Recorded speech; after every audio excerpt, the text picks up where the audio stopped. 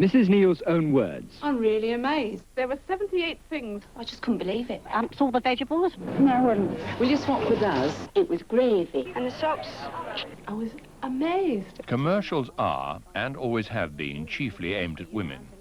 They do the cleaning, shopping and cooking. Their choices make and break household brands. The problem for advertisers is how to speak to them, how to persuade.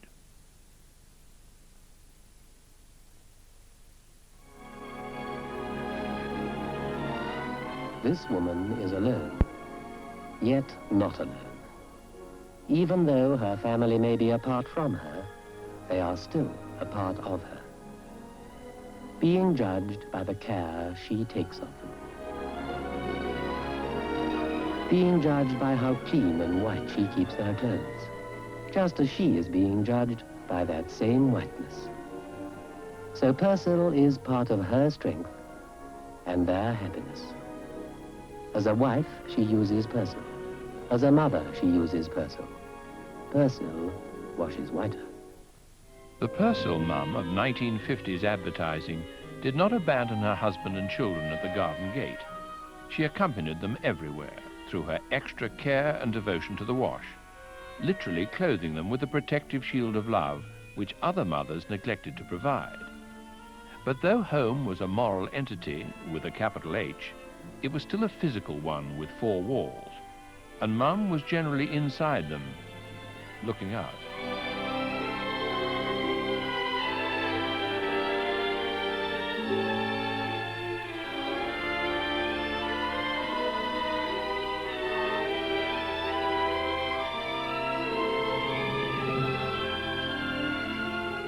Mum, sitting at home looking after her family, was filled with a sense of public pride and private satisfaction, certainty that she'd done her job well in giving the family the whitest possible wash, and certainty also that the family was looking good to the outside world. This was the ideal. Homage to the hearth and its guardian, the homemaker. The rebuilding of post-war Britain had to start at home. The alternatives were unthinkable. Throughout the 1940s, women had been exposed to a very effective propaganda campaign which told them how useful they were as land girls and as munitions workers. With demobilization, they were suddenly no longer useful. They were pushed back into the home, and a new propaganda campaign was required to make women feel better about that. The advertisers stepped in to fill this gap, and women, I think, were quite happy to hear that because they were feeling a little unwanted. But advertisers went a little further than just saying that you were important. I think they created a whole cult of motherhood. This is Laura Davies. Sometimes she thinks she leads a pretty humdrum kind of life. But really, she knows she wouldn't change places with anyone. Advertising and reality were not actually too far apart, because in the 50s, being a good wife was still the prime career. And being a good wife was written about. There were little tips in women's magazines about how to make, do and mend, and how to create exciting little objects out of old curtains and stuff like that. And being a good wife was important in terms of the eyes of other people. It was very real that if you hung your terry nappies on the line and they were greyer than the ladies next door, this was a sign of the fact that you weren't doing your job properly. This is how his wife sent him off to work this morning. Good job she didn't see him 2 hours later. Really, Jones, I can't wait any longer. You promised me that quote today. Well, just a moment, Mr. Watkins. Where is that schedule? You didn't complete, Mr. Jones. I told you, Jones, I can't wait. His wife's fault, really. He's had almost nothing since supper 12 hours ago. No proper breakfast. He said he hadn't time. What nonsense. Before his toast and tea, give him a good big plate of cornflakes. Delicious. After a breakfast like that, his wife needn't worry. I'll fix you up, Mr. Watkins. Yes, just hold on. I'll take that 500. Yes, today. Goodbye. That's okay, Mr. Watkins. Not at all. Goodbye. Well, that's quite a good day's work. Remind me to take some flowers home to my wife. Yes, sir. Start your day the Kellogg's way. Women in that period undoubtedly feared failure. They feared it because they had no alternative, but they also feared the criticism of other women. So there was always the mythical next-door neighbour who knew much better than you did what she was doing, who would be there with the criticism lurking in her eyes, if not in her voice.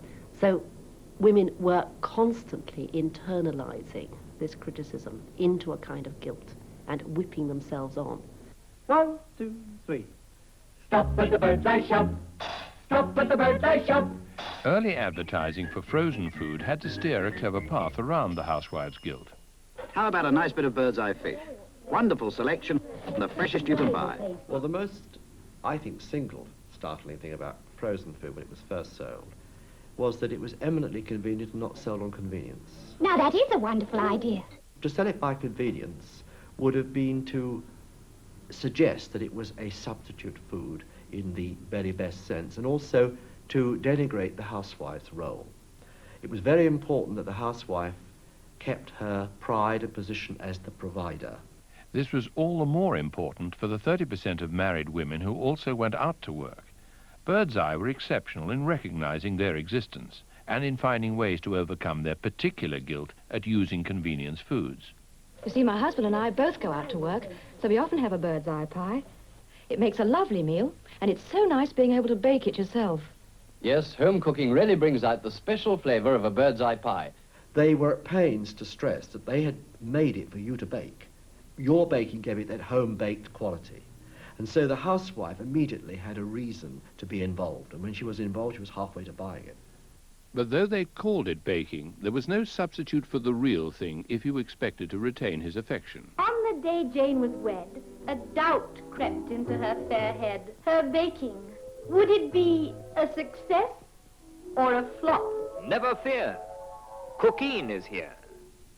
Such traditional anxieties demonstrated the importance of baking, but modern marketing offered new solutions. You never bought a cake mix like this before. It's new, it's fresh from Biota. Long ago, people developed a cake mix that was sort of a complete cake mix that needed really nothing added to it at all. It sounded a very good idea, would save the housewife a lot of time and trouble.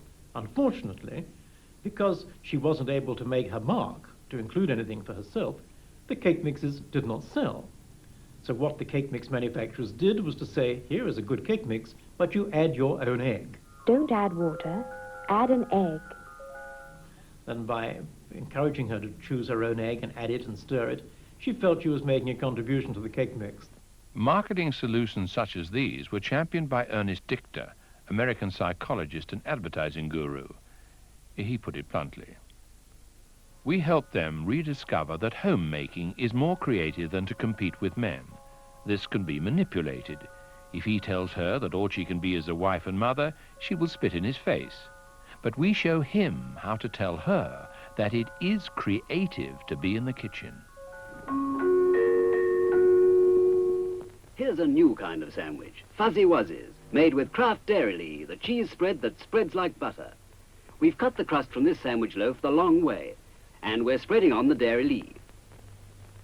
Cut the slice to form a long rectangle, and having removed the crust, spread again, this time with lemon curd. Scatter the top with coconut, and cut diagonally. First one way, and then the other, forming these attractive diamond-shaped open sandwiches. You'll find they'll give your tea table an extra sparkle your guests won't fail to notice. Even processed cheese was originally sold not for its convenience, the time and trouble it saved, but on its quality and versatility, the innumerable wonderful things you could do with it. And under the grill they go. Finally, a splash of tomato chutney in the center. And hooray! Sunshine Susie's for supper tonight. But being fancy in the kitchen was simply a diversion from the real battle facing housewives. Cleaning. That was what took up most of their time. And they expected it to be hard. 50s advertising celebrated their stoicism.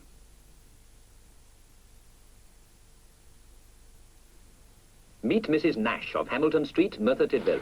I've always used Puritan because I think it's the nicest soap and the mildest soap that you can buy. How do you get the best results, Mrs. Nash?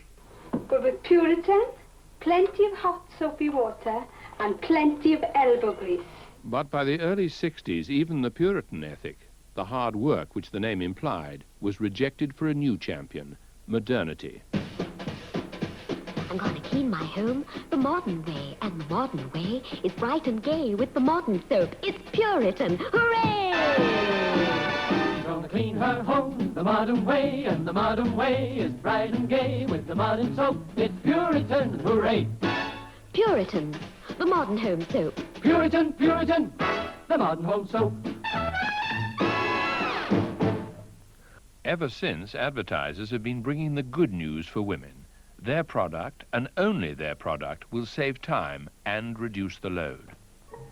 Here's New Blue Vim. New Blue Vim is what I choose. So wonderfully smooth and kind to my hands. New Blue Vim's my choice because it contains germicide. You know, it gets at the germs you can't see. The way New Blue Vim lathers so quickly is simply marvelous. Contains bleach, too. Grease and stains just vanish. What I like about New Blue Vim is the lovely smell. Like spring flowers. It properly cheers you up when you're doing the housework. I think New Blue Vim's grand. Look at the canister. So bright and cheerful, no need to hide it away. So easy to open. New Blue Vim is the really up-to-date cleanser. The job of housework has changed a lot over the past 30 years. New gadgets and new cleaning fluids, new convenience foods made housework a much easier task. And so what happened was that we increased our standards. Instead of it being enough for something to look clean, it had to smell clean. And instead of just feeding the family, you had to titillate their palates and you had to provide a right nutritional balance. So whilst housework theoretically became easier, because the standards were brought higher and higher, more and more products were needed and more time was needed to make it absolutely right. Of the many high standards to which a housewife was invited to aspire, one has always been preeminent.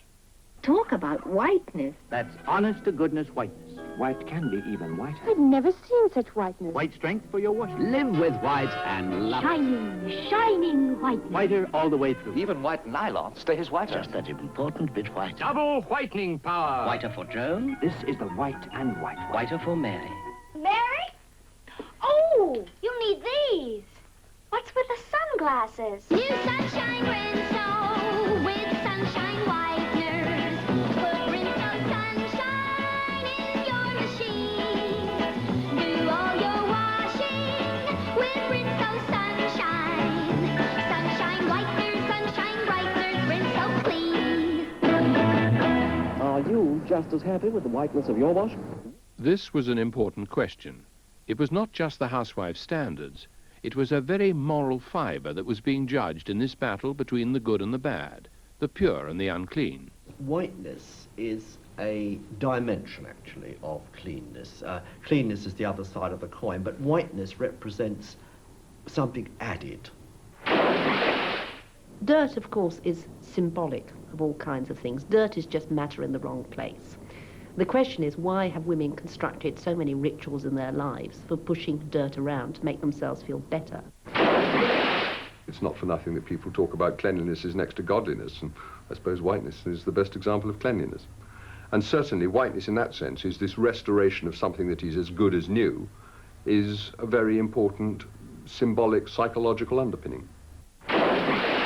All the time you were trying to prove that you were somebody who took dirt seriously, resisted it, and got rid of it. In fact, it was very difficult often for people to achieve these ideals, and the advertisers had a field day there because they played on such a basic anxiety. Clearly, in struggling to exorcise dirt, one had to recognize it wasn't all the same. Some dirt was shown to be relatively innocent, but there was also the problem dirt, which could be difficult, dangerous, even threatening. New Louisville's natural enzymes take out the wickedest stains, like cocoa, gravy, blood. But in searching out and destroying dirt, the greatest threat came from the dirt you couldn't actually see at all. It appeared that as well as needing a new role once women were back in the home after the war, they also needed a new enemy. And germs replaced Germans as that enemy. And the toilet, instead of the beaches, became that unguarded entrance into all that we hold dear. There's a lot of jobs you don't much enjoy doing, but they've got to be done, and you feel happier when you've done them. They perceive the toilet as being the dirtiest part of the household. So in their role as the guardian of the family's health, obviously cleaning the toilet is the most important thing that they have to do. If you are conducting a consumer group about cleaning the toilet and one lady says that she cleans her toilet twice a day, then everyone else in the group will also say she cleans the toilet twice a day, and they will be lying. What should a toilet cleaner do? What I really look for is something that smells nice, and I think most of all that it gets it really clean.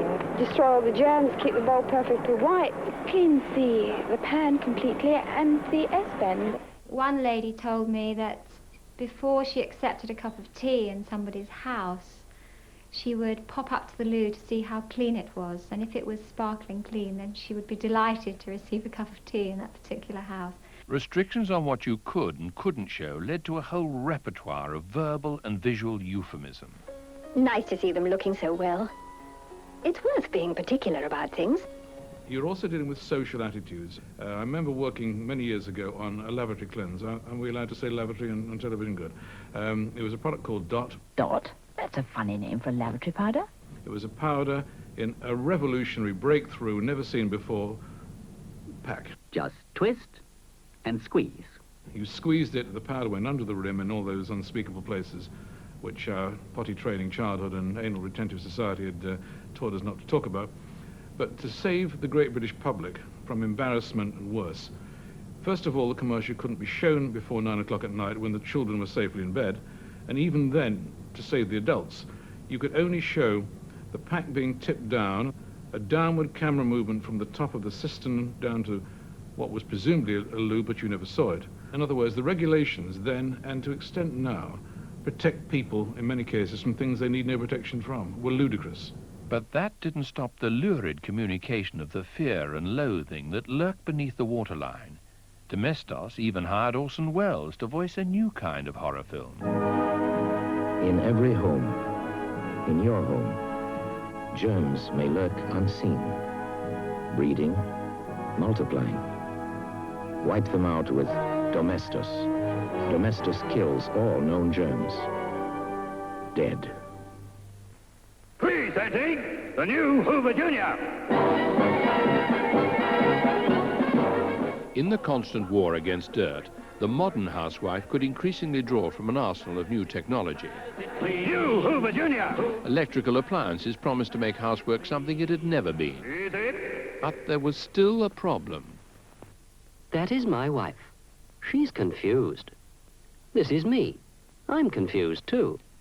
Consumer durables like vacuum cleaners and washing machines were expensive. They couldn't be paid for out of the housekeeping. So the advertising was pitched at him as much as her, because he had to turn up at the showroom to pay. The only sensible thing to do was go and see for ourselves. Of course, once there, he didn't know enough about washing to say anything. You going to wash sheets at home? Well, of course we'd like to, but... It's not difficult. The Service Super Twin takes big sheets easily. And Persil keeps them really white, gets them really clean. But he was reminded that he, too, had something tangible to gain from buying her a new machine. Is this the woman in your life, still putting up with old-fashioned methods like this? Or is this the woman in your life, the woman who proudly owns a new Hoover spinner-rinse? After that, if trading in his old wife for a new one still didn't tempt him, Hoover gave her its final lesson in the art of persuasion. And I want a washing machine, you know. Mm-hmm. Get one of those direct from the factory, John. Oh, darling, I want to go to a good shop and choose the best one. You're right. It is an investment. Let's get the best. What she wrested out of him was a top-loader, a machine which, though it beat scrubbing and boiling, still involved her as much as the machine. Ironically, a surfeit of heavily marketed top-loading twin tubs made British housewives among the last in the West to benefit from the truly revolutionary automatic. Have you heard the news that's going round? Hoover have gone and found the washing machine that means the end of wash day. Wash day? Just forget it. See the most advanced washing machine ever made. The automated Hoover Keymatic. My name is Herbert Hoover.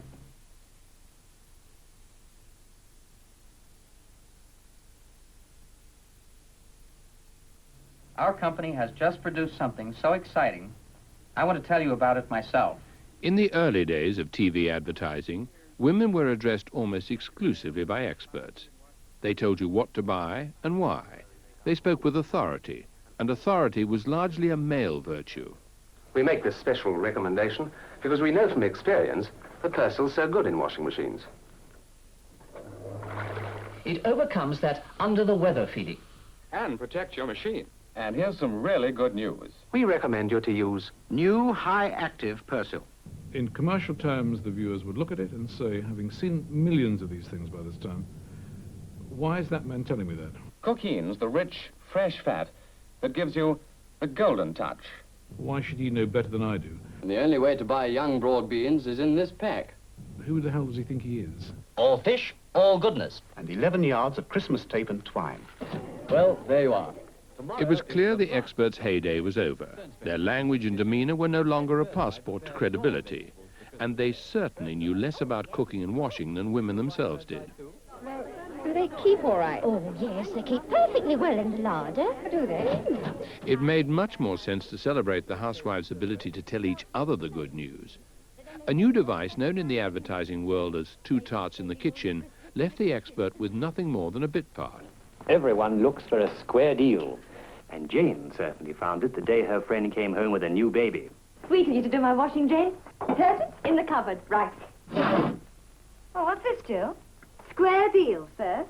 Oh, I've been meaning to tell you about that. There are no coupons or offers, but you get more powder. And the price? Still the same. The extra powder hasn't changed there. Better value. Best there is. There is a formula in advertising called 2 tarts in the kitchen, which is sort of euphemism for 2CK, which I won't develop any further. Oh, I've been meaning to tell you about that. That formula came about because manufacturers wanted you to take their detergent or their cleaner or their whatever terribly seriously. Oh, what's this, Jill? And it's a very cheap, easy, convenient formula, too. And it continues to work, unfortunately. Still the same. Better value. Best there is. The poor woman who is in the kitchen is at her wit's end because her wash isn't white. She didn't realize it until Nosy Parker came in and told her, but Nosy Parker has also got something which will solve her problem, make her hair curl, make her sexy to her husband all over again, and does all that. It's the conviction of the innocent and the ignorant by the knowledgeable. Anyone at home? Oh, come on in. There you are, Mum. Now, I've got a washing machine, too. Yes, it's lovely, dear. I thought I saw... There's lightning in your kitchen. Lightning? No, what are you putting in your washing? Flash. Flash? In the wash? Mm-hmm. Why? Because it gets my clothes really clean. Those extra soapy suds actually protect your machine, as well as doing such a lovely wash. Super Ajax has the new bleach booster. Starts bleaching before you even start to rub. Really work. Come and see the clothes I did this morning. Clearly, the early stabs at the new technique were so stilted, even the actresses were losing the battle to keep a straight face. What a difference. Super Ajax really is fast. The solution was to make the best of the intrinsic comedy and give character actors the license to ham it up further. Oh, lovely. It's going to cost a bit, though, isn't it? No, it's cheaper than usual. Go on. Not like real meat, though, is it? Oh, you are. A Danish is real meat. And a very nice change, too, Fred says. Oh. Not surprisingly, it wasn't too long before 2 tarts in the kitchen was itself ripe for parody. Marcel always calls me his little dishwasher. What do you call him, then? Bone idol. Hey, look, Doreen, what's that? It's the hidden power. The what? The hidden power of Toffee Crisp. Oh, fancy. Oh, it really works. So it seems did the genre, because parody failed to undermine it. Dropping in unannounced, Hello. kindly neighbours in the 70s and 80s continued to find instant fault with the wash, but set matters right with a helpful household hint.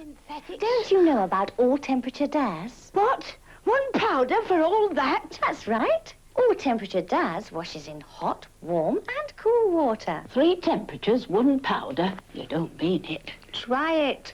The format is regular, the format is ritual, the format is reassuring. I know how it will end. How'd you get on? Grand! Look how white my card is! And everybody laughs at it, and always has. It's not that it's done that way without knowledge. People know it's absurd, but it's got the ritual revealing of information in a ritual fashion that people find reassuring And they always have, and I dare say they always will. Oh, it really works. And the reason that it continues to work is that women let it work. So that although they might privately be rather critical of the formula, in fact, those commercials are researched and women say that's fine, that's advertising, and so the whole mythology continues. So in that way, women are their own worst enemy. Hi, Karen. You've been busy? Sure, making the most of the sunshine. So why hang your washing in a shadow then, silly? Mummy, what's a shadow? I'll show you. That's a shadow. Oh, I see. But Karen, there's still a shadow on that shirt. Oh, it's just from the tree. That shadow's dirt.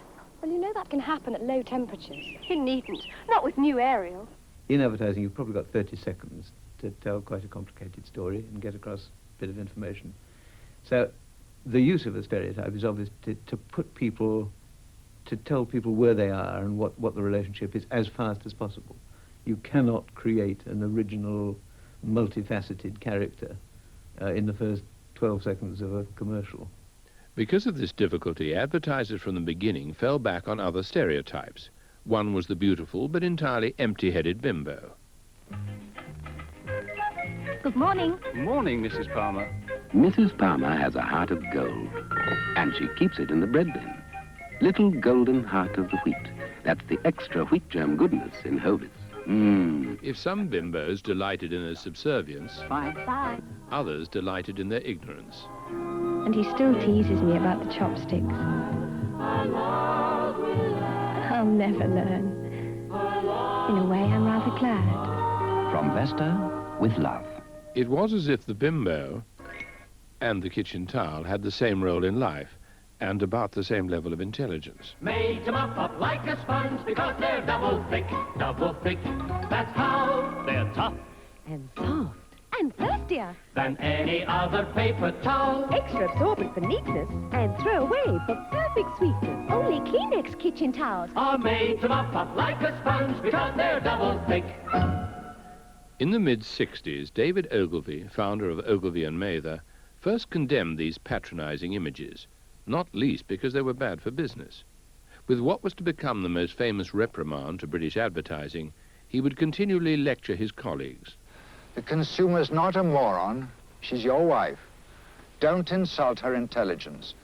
If the bimbo was increasingly seen as something of a liability, a popular alternative was her opposite, strong on sense but short on glamour. That square deal, sir, for you. Value, all along the line. I can't stand those snobby women who think a powder that gives more in a packet can't be worth trying. I've tried them all, and I'm telling you, serves better value. This strident kitchen know-all was a down-to-earth alternative to the expert, something of a battle axe. She had seasoned experience of bringing up a family, so was generally over 40. Ideally, to prove her thrift and shrewdness, she was Scottish too. For floors you want flash. Does the job in half the time washing powders take. No messy suds to rinse. Oh yes, flash cleans floors fast. And no messing. Such no-nonsense conviction was particularly appropriate to bossing children about. Have you had your breakfast yet? I didn't have time. I've got to go to school. Right. Sit down. You'll be on time. Doesn't take long to poach another couple of eggs. E for B. B for B. Eggs for breakfast. Nourish your body and feed your brain. You can't do a really good morning's work without a proper breakfast. If everyone had E for B, there'd be a lot more happy faces around. E for B and be your best. Does she always go on like this? But for the ultimate in no-nonsense hectoring, Harris Bacon in 1969 created a new heroine, a remarkable premonition of someone who rose to fame years later. Great taste, no rinds, ready for the pan. Of course, if you prefer traditional British bacon taste, nothing beats Harris Wiltshire. Oh, how lovely. Is it for me? But not everyone dealt in stereotypes. Some advertisers rejected caricatures for real characters. Oh, for heaven's sake. The pioneer of the slice of life was Oxo. Lovely. What about supper? I'm hungry. You're utterly heartless. Oh, pull yourself together. It's only a film. And I'm starving. You men are all alike. All you ever think about is food. No, out of the way, I'll get it. It's all ready. What is it? Beef and things? Things? Yes, things. Cooked with oxo. What Katie was doing, and with Katie, her well-known husband, or husbands, Philip, because she had a couple of Philips without anybody noticing, was to transfer her comparative youth and rather pretty southeast accent and all that, to associate that with the cube. It was not to say that we hoped people would say, I want to be like Katie. Katie uses OXO, therefore I will use OXO. No. It doesn't go like that. It just says, if OXO is used by people like that, OXO cannot, by definition, be that old-fashioned, that we were releasing the inhibitions.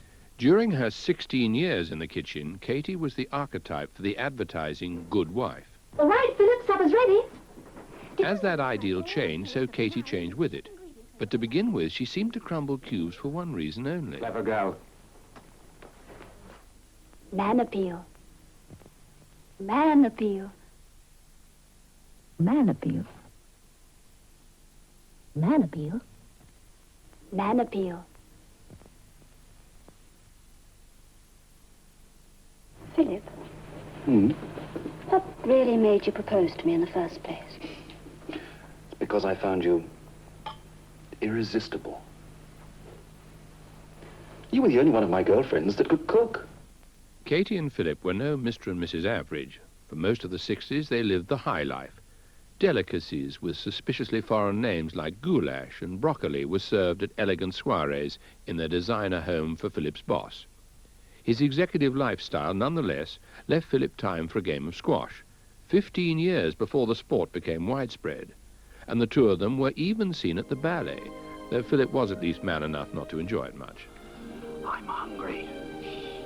Well, can't we eat out? I've got something in the oven. Casserole? Goulash? I could do with a nice dish of goulash. Do you mind, young man?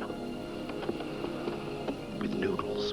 But this was all too avant-garde for the market. Katie and Philip needed to be taken down a peg or two. Katie herself was seen to be a little too prissy, suburban, nice, for the kind of food that OXO is best for. I mean, somebody described her as getting too much of piped potato, doily land. She was getting into doily land. So answer, it seems simple now, is put her and Philip living in the country where all the piped potato values could go. And that's solid again, that's real again, that's why that move happened. But though she exchanged chiffon blouses for Aran sweaters, escape to the countryside was not liberation from the kitchen. You know, I could stay here forever. Mum, I'm hungry! Good heavens, lunchtime already. Philip's appetite hadn't changed, but he'd certainly undergone a radical career move. What did survive from his executive days was his habit of giving out 11th-hour invitations to lunch for assorted workmates. 12, actually. Katie? Katie? Katie? You're a marvel, Katie. No, I'm not. I'm a weak, foolish, downtrodden woman who gets let in for all sorts of impossible things. And I rather enjoys them. This was the closest Katie ever came to rebellion. What was extraordinary was her outburst, not her capitulation. In earlier advertising, the imagery suggested that women were scarcely conscious of their own subjection. And anyway, I can't tell stalk from butter. I can. Stalk's so much easier to cream. When they did ponder the fact that their drudgery went unnoticed, they rationalized it into some kind of tribute. Men. They think a good meal buys itself, cooks itself. Still, I suppose it's a compliment to be taken for granted.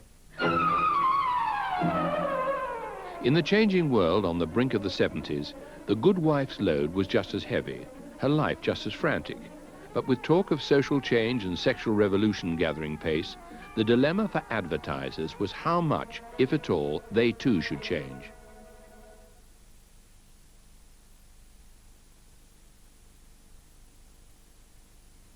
These are the things a woman builds. Grace in her girl children. Boisterousness in her boys. Strength in her man. And she builds with the help of Weetabix. Good whole wheat nourishment. Weetabix, the builder. The message was clear. The foundations of society still depended on Mum. and advertising wasn't about to abandon her. Oh, Anne Reeves here gives her family Stork Super Blend margarine, and she's been voted a Stork Supermum. Yeah. Hold on. Now why? Of all brands, Stork tried hardest to prop up and celebrate the 70s good wife. Their ultimate heroine didn't just service her family. She now catered for the entire neighborhood. Well, Bruce, when I had Tracy, I honestly don't know what I would have done without her. Oh. She's a kind mother. She is? And she cooks lovely. That's lovely. Well, you look contented. Carry on with your fruitcake. No matter how many children are here or friends are here, Yeah. you'll always find she's got time for you. Because I love her. I just think she's great. Yeah, well, that's the best reason in the world. But not all products could exploit the family through such tabloid emotions. A time-honored alternative was to portray housework as a joy in itself. It makes new green Vim whiten a sink whiter than any other scourer, and that's important. This idea of houseworkers' fun achieved notoriety and then cult status in another campaign. Shake and back from Glady's here. It's all you have to do. Do the shake and back and put the freshness back. Do the shake and back and put the freshness back. When your carpet smells fresh, your room does too. Every time you vacuum, remember what to do. Do the shake and back and put the freshness back. Shake and back, now in 3 fragrances. The most remarkable thing about it is the way it survived so long. That brand was first introduced with that advertising in 1979, and it ran for essentially 10 years. It's all you have to do. The second most remarkable thing about it is it created a category which didn't exist before. People did not throw powder onto their floors and vacuum it up afterwards. It's all you have to do. And perhaps most importantly of all, when someone came to the house, or the husband came home, he could see that the housework had been done, and therefore there was some kind of reward from a third party. It's all you have to do.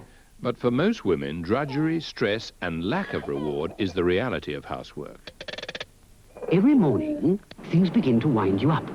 Most advertisers, not surprisingly, ignored this, but some did begin to cash in on the fact that ordinary women desperately needed time for themselves, though, as Birdseye knew well, stern words would be required to get them to take it. A lot of women never have lunch, apparently. The excuse is time, or else it's not worth bothering just for me. Well, it is. You can have a nice hunk of cod in a parsley sauce like I've got here. So be a good girl. Have a proper lunch tomorrow. Encouraging her to take a proper break was given further mileage by British Rail. We travel intercity like the men do. Intercity sitting pretty all the way. So join us on the intercity when you feel you need a little holiday. Away from the boring kitchen sink and need you at. We're leaving behind the daily round and common task. Come on and travel intercity like the men do. We'll have a little outing now and then. So up with women's rights. Come up and see the sights. We'll be nicer, brighter women for our men. Away from it all and home again. This time for yourself ticket gradually worked its way into the most unlikely commercials. Domestos, for example, issued its own away day to Mum, who, despite Dad's incompetence, could trust the toilet cleaner to keep the family safe until her return. Hello, loves. Hey, look, I've passed. Domestos kills all known germs. Dead. This was the prototype for much that was to come. By the mid-80s, the more mundane the product, the more common it was to pep up the lifestyle and leisure pursuits of the user. My life's active, but that only goes halfway to keeping me in shape. I do aerobics to keep really fit. I don't go halfway with my laundry either. Just clean isn't good enough for me. I expect more, and Bold 3 gives me more. Self-conscious lifestyle was the hallmark of the new advertising heroine. Adding some aerobics supposedly made her and the powder go-getting symbols of the independent 80s. So let surf get on with your wash while you get on with your life. Some advertising even congratulated women for making so much progress over the years in turning time for yourself into a way of life. 3 years ago, when Susie was 7, I only watched her school play. Today, I'm producing it. I think lots of things have changed for the better in our family. What has changed, without any question, is that ads no longer show women as though housework and domestic chores are the focus of their lives and the main way in which they get rewards as people. I remember when I just ran the kids to school. Today I'm helping run the athletics team. Now that's a change for the better. What hasn't changed, if you like, and maybe for the right reasons, is that most washing powder ads still show women rather than men, and that is simply because most women still do the washing. Occasionally, men were shown helping out around the house, but there was always a carefully signposted justification for it. Giving her a broken limb of one sort or another gave him permission to do the cooking. But advertising was treading on what for it was dangerous territory. If you showed a man in a penny in the kitchen, you could actually turn off a lot of women who automatically thought he was a wimp. I remember we did an ad for Cadbury's Dairy Milk where we had a chap washing the kitchen floor because his wife was in bed because she just had a baby. Some people missed the crib in the corner of the room. What a lazy so-and-so she was, and what a wimp the husband was, waiting on her hand and foot, and didn't identify with the situation at all. Unperturbed and ever keen to appear modern, several advertisers in the 80s continued to experiment with role reversal. The excuses were no longer necessary, but the device was still controversial. If men and women swapped their traditional jobs... Hello, darling! Here, what are you doing tonight, then? Cooking. Same as last night. the men would soon stop dreaming of new cars and start dreaming of a new cooker. The new Creeder concept, for example. So, they'll have a delicious meal waiting for the breadwinner.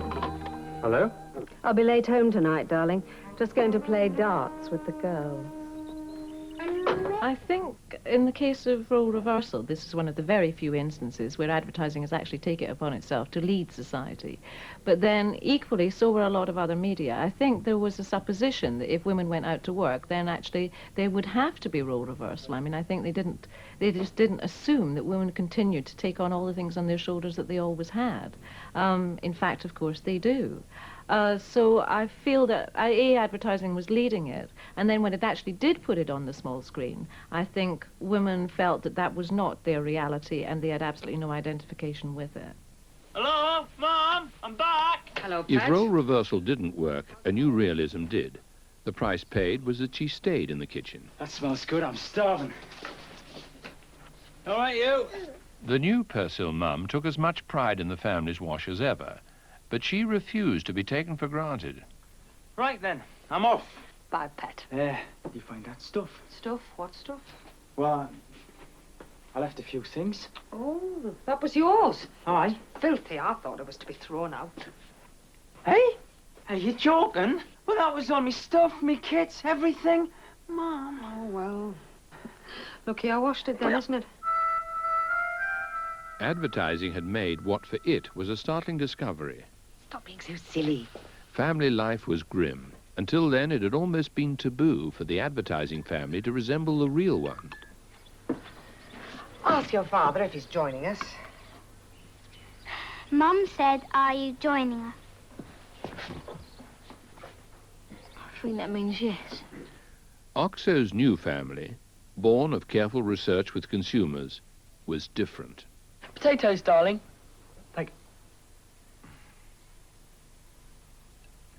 The researchers did something quite clever. They said, if I was to say family or family life to you, what things come to mind, first of all? And of course, what you got was, the grind, drudgery, grief, arguing. What do you know? Washing up, isolation, tired, squabbling, making food, getting them to eat it. Leave it alone. I suppose in general, women thought that family life averaged out at happy, but it was only an average, and it was made of lots of ups and downs, and you didn't really appreciate the good bits until you compared them with the bad bits. I mean, one woman described it as war and peace, basically. My Christmas by Alison. I got a lovely new dress, and Mummy loved me in it. And Nick got a super pullover. That's nice, dear. With a puppy on it. And Grandpa played Jingle Bells again, just like last year. And Jason got a smashing present that made everybody laugh. What's this? And Daddy did a terrific magic show. And everybody had the most wonderful Christmas ever. And Mummy,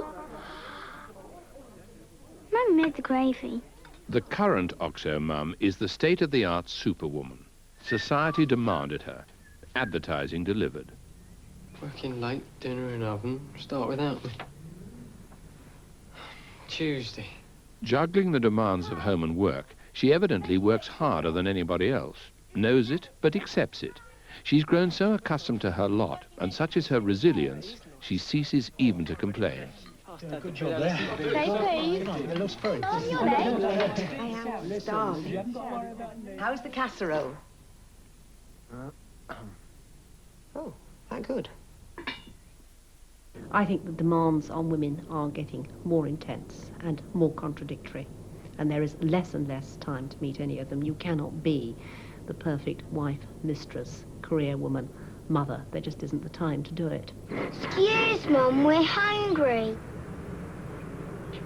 I feel that there is going to come a point in the not too distant future where women will actually have to sort of start to actually change the situation. This could be very positive. Mum, oh please, Mum, I'm going and he'll be here in a minute. Oh, Mum, please. Thanks, Mum. Can I have the, key? But it would obviously going to go through a very bad time before then, when one or other of those roles just start to give way. And women will either retreat into the home, or else, in fact, they will start to minimise the demands of certain roles, like being a parent. Or, in fact, couples will just be shared mortgages without any kind of relationship together. Any danger of being fed? Oh. Actually, I won't have the prawns. I'll have the whitebait. No, hang on. I'll have the trout. What's going on? Well, you lot treat the place like one, so I thought it might as well look like one. Princess, be prepared. But if they reach a kind of snapping point, I would have thought the snap for most women is going to be against the career and in favour of the home. What did you say your dad did? Landscape gardener. And on Saturdays, he does archery. Archery? My sister plays tennis. And on Saturdays, she works in the shop. So what does your mum do? I don't think Mum does anything. Help yourself. You don't get thanks for everything you do. Come back here, you two. But you know why you buy Flora margarine. A phrase has been coined in the United States that we are returning to an era of neo-traditionalism. What this means for advertising and for women's roles is that women are going to be allowed to be back in the home. They're going to be allowed to only fulfill their traditional roles. The advertisers, I'm sure, will pick up on this. It will be implied that one could have done something much more exciting, but one chose to stay in the home. And as back in the 50s, when women were willing accomplices to being forced back into the home, I think in the 90s they will again be willing accomplices because the 80s proved just too much for them to bear. Mummy? Mummy made the gravy.